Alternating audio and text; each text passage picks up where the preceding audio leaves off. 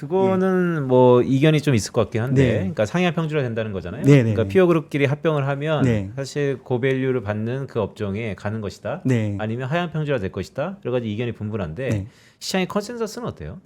컨센서스는 일단은 건설기계 업종의 가장 큰 문제점 중 하나가 마진율이 너무 낮다라는 거였는데, 이게 합병을 통해서 아까 말씀드린 비용 절감 효과가 좀 극대화된다면 이 미들 싱글 수준의 영업이익률을 한 10%까지는 끌어올릴 수 있지 않을까라는 그 기대감도 같이 동시에 상존을 하는 거거든요. 네. 그러면은 주 매출원인 건설기계의 영업이익률을 10%까지 끌어올리면서 동시에 그 엔진 부분의 마진율이 20%를 가져간다고 본다면 이 PER, 기존에 봤던 PER을 조금 더 끌어올릴 수 있는 계기가 되지 않을까, 이렇게 좀 시장이 좀 보는 것 같습니다. 예. 네, 그리고 이 건설기계 업종을 주목해야 되는 또 다른 포인트도 있을까요?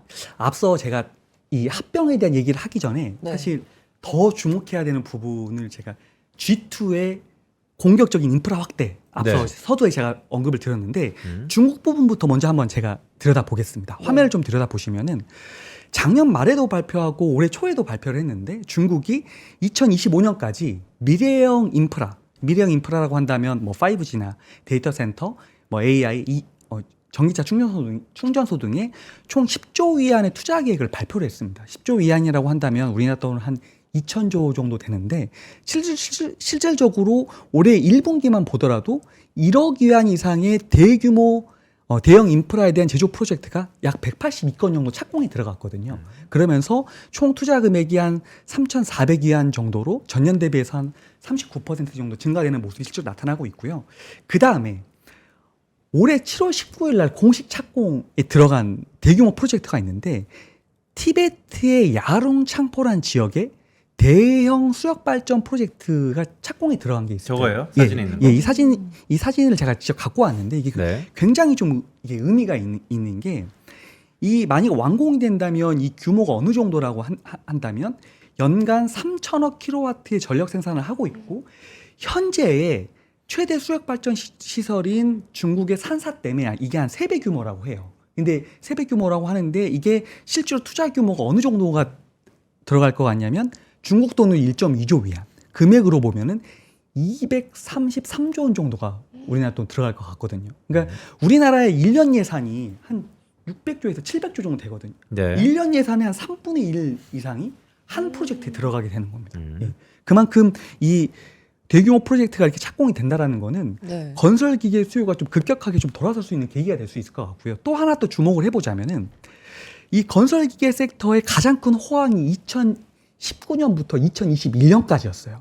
예. 근데 이제 여기 실제 숫자로 보시면은 이게 중국의 이 지금 아래에 있는 이 차트는 중국의 굴삭기 전체 판매량을 나타내는데, 이 판매량이 2019년, 20년, 21년이 20만 대 이상이 실제로 판매가 되면서 가장 호황기였던 거를 이제 보여주는 자료고요.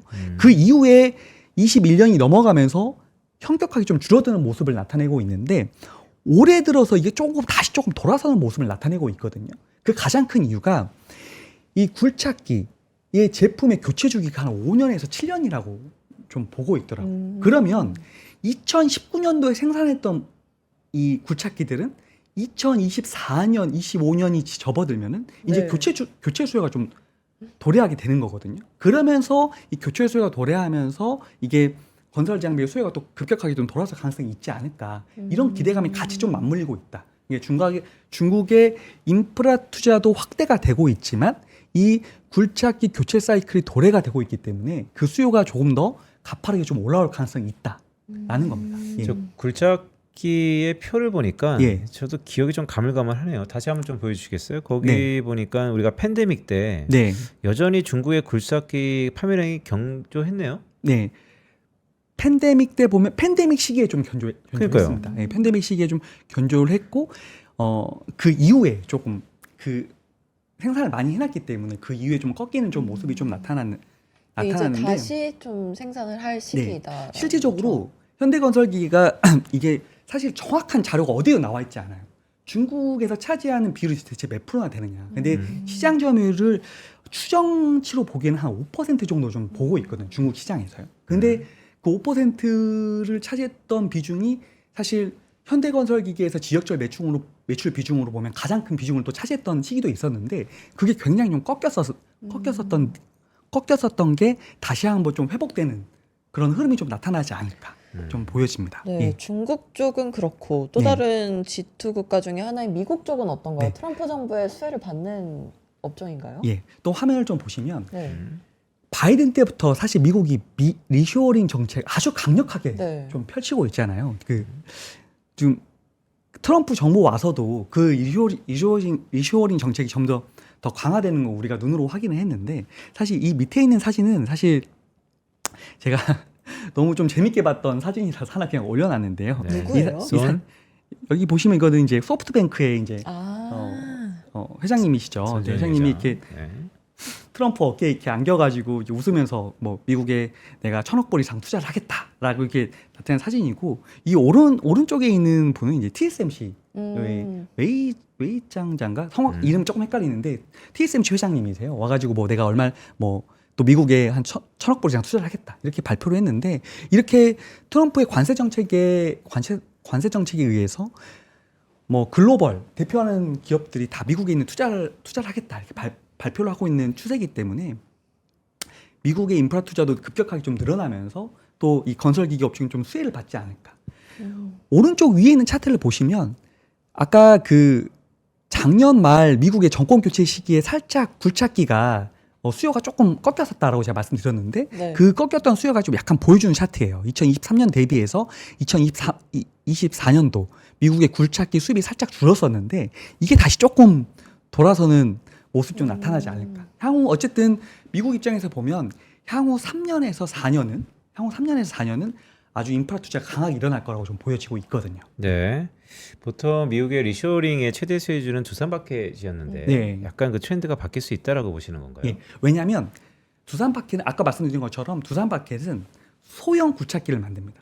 근데 소형 굴착기라는 거는 미국의 주택 경기에 가장 큰 연관이 있는 거고 지금은 미국의 추세로 보면 대형 인프라 투자가 늘어나는 추세거든요. 네. 네. 대형 인프라 투자라는 거는 큰 공장을 만들고 큰 어떤 발전소를 만들고 이런 인프라 투자가 좀 늘어난 추세이기 때문에 이런 상황에서는 대형 굴착기를 만드는 현대건설기계나 현대인프라코어가 좀 더 수혜이지 않을까라고 좀 기대감이 있는 것 근데 같습니다. 미국에도 뭐 캐터필라 비슷하게 미국 자체적인 굴삭기 업체도 있지 않아요? 아 맞습니다. 예, 네. 맞습니다. 캐터필라나 디어 같은 업체들이 있는데 분명한 거는 그 미국 시장에서도 우리나라 점유율 뭐 정확한 숫자가 나오는 데는 어디에도 없지만 네. 좀 예측을 해보면 미들 싱글 정도로 많이 예측을 해요. 미국 시장 내에서도 우리나라 현대건설기계와 두산인프라의 합산 점유율 기준 한 5% 정도로 보는데 그 점유율 기준이 있기 때문에 큰 그림의 그 매크로가 좀 돌아서면서 이 점유율에 따라서 조금 더 매출이 동일하게 좀 돌아서는 게 좀 보여지지 않을까